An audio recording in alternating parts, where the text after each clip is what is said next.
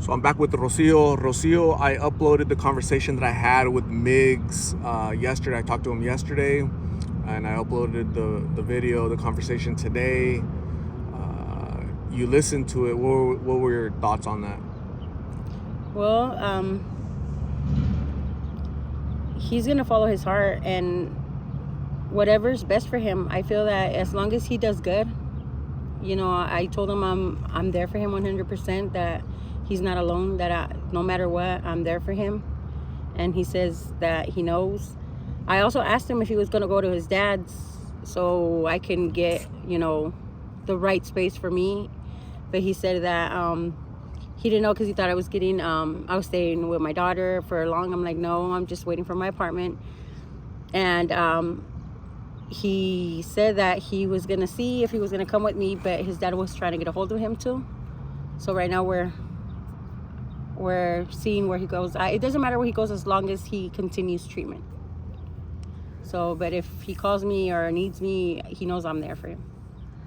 You were talking to him, and he said he had court today, but they canceled it or something? No, they didn't take him. He notified them yesterday at the jail that he had court, and they didn't take him to court. So I need to call them and see if they could reschedule or if they could give him time served. I talked to Bonnie because she works at the court, and she's the one that helped with Karla's paperwork. And I talked to her. She told me that I could call them and see, or he could write a letter to them saying if they can give him time served. So I gotta look into that. Wow, the jailers didn't take him to court, even though they're supposed to. Mm-hmm. That's interesting. Yeah, and he did tell them, and he was always, when's my court? He even goes, hey Tia, did I have court today? I go, yes, you had court today. He goes, I told them yesterday, but they didn't take me. Wow.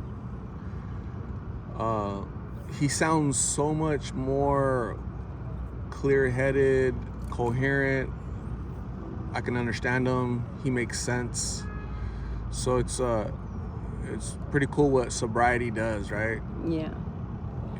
Little by little, we're starting to see that Michael that I know.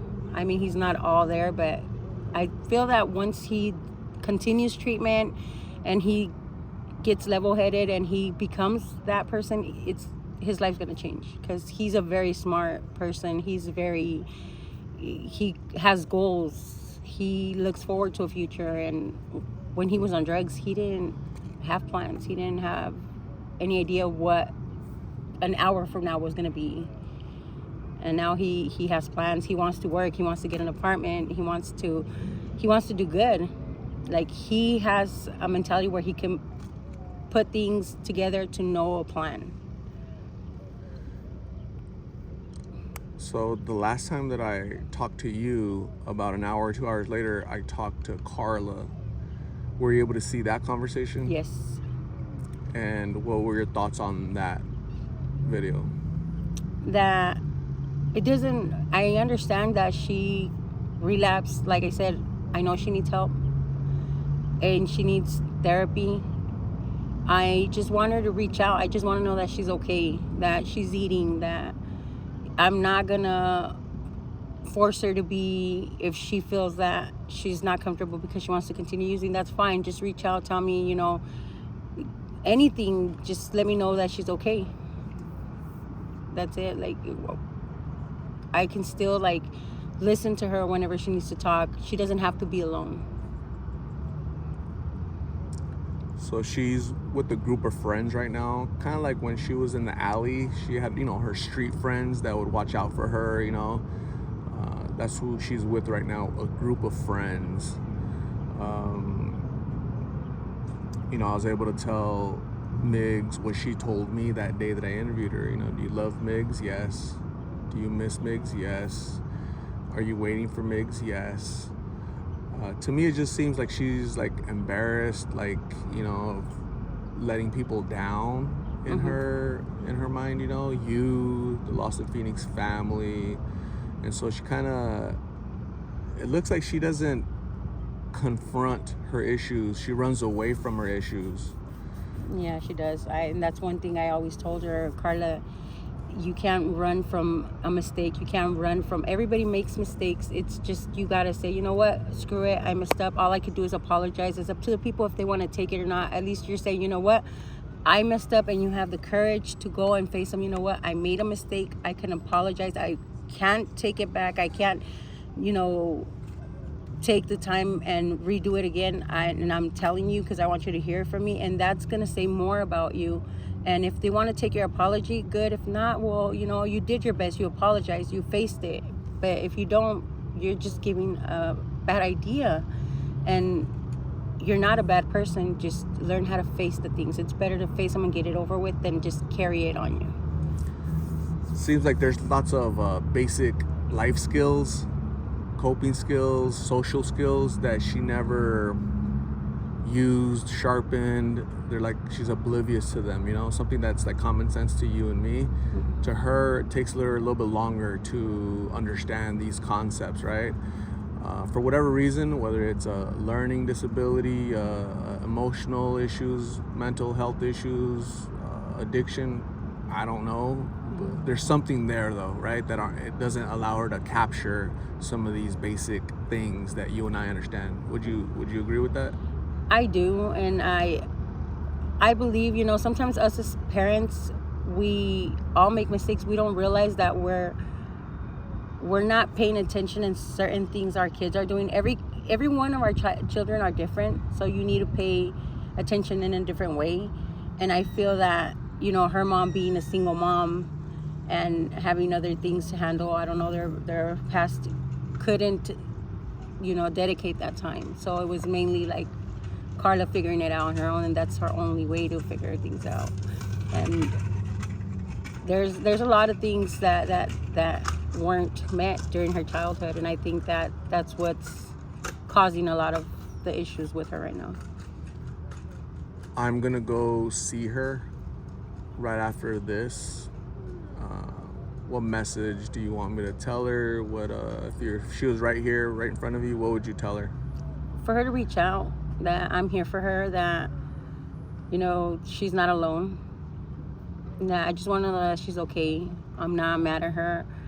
I know it's scary out there, and it must really suck to feel like that you're alone. Like, just reach out. She needs to talk. I'm here. If she's hungry, anything, just reach out. I want to know that she's okay. Migs, with the conversation that I had with him yesterday, he sounded a little bit better afterwards, like a little bit more reassured. When I told him, Karla, I know Karla. We know that she's not this wild, crazy person out there creating mayhem and running the streets, doing crazy stuff.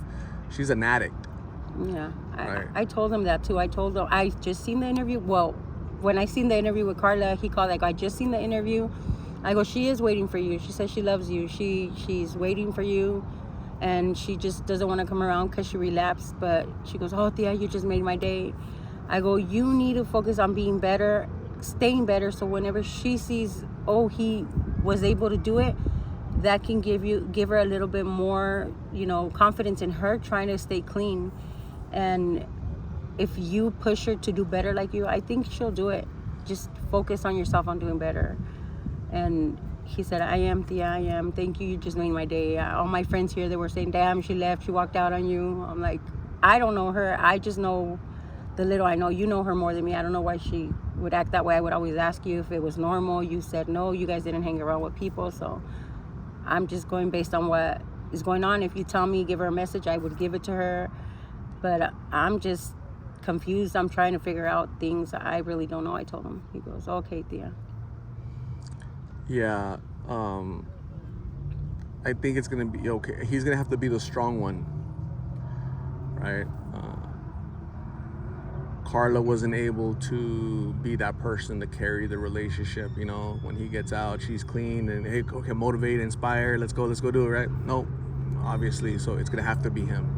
Yeah. If not, what's gonna happen? I'm gonna have to be behind him and chase him down and make sure that Miggy, remember, you're gonna do good. Remember, we gotta do good. We got plans. We got this going on. Come on, let's do this. Remember, you don't want to go back to jail. So, that's my plan, just to make sure that he remembers his plans. And I told him, I hope you don't relapse, but if you do, just remember, I'm here for you, and we'll figure it out. Just don't go back to the streets. He goes, I know, Tia. I go, yeah, I'm with you. I'm not leaving you alone. And he says, I know, Tia. So hopefully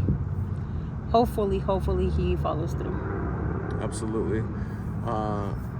Yeah, we'll continue to talk to Migs. I'll go talk to Karla right now and see what she's thinking. And, you know, after hearing his conversation, I'll play it for him. If she hasn't heard the conversation, I'll play it for her so she can have an opinion and see how she feels. And ultimately, they got to decide what they want to do. A lot of people comment, oh, you know, keep him away from Migs.